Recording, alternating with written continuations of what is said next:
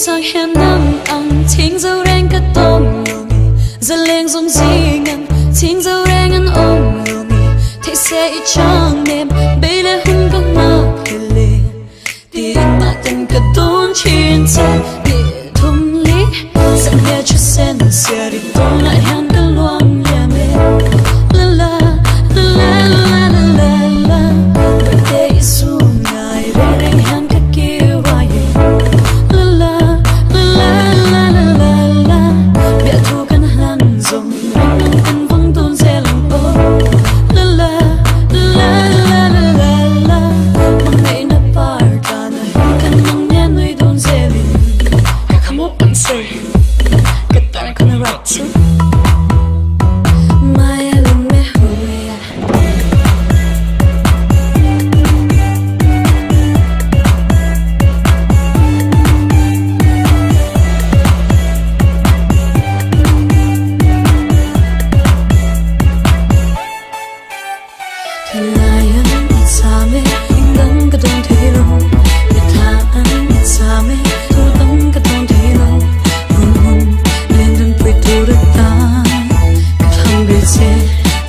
dùng riêng ai ha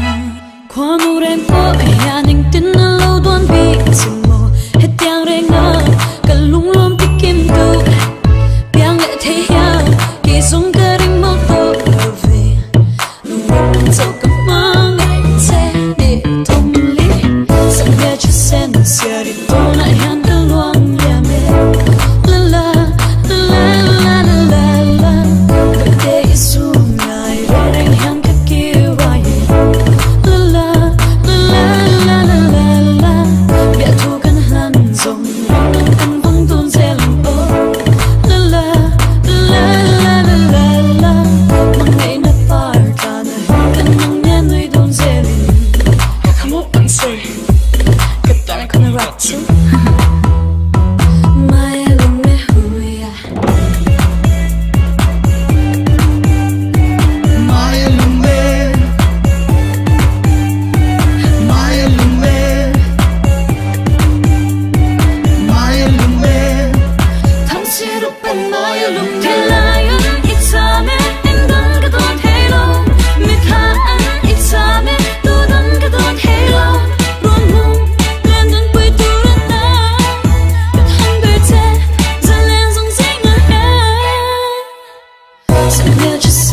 Daddy.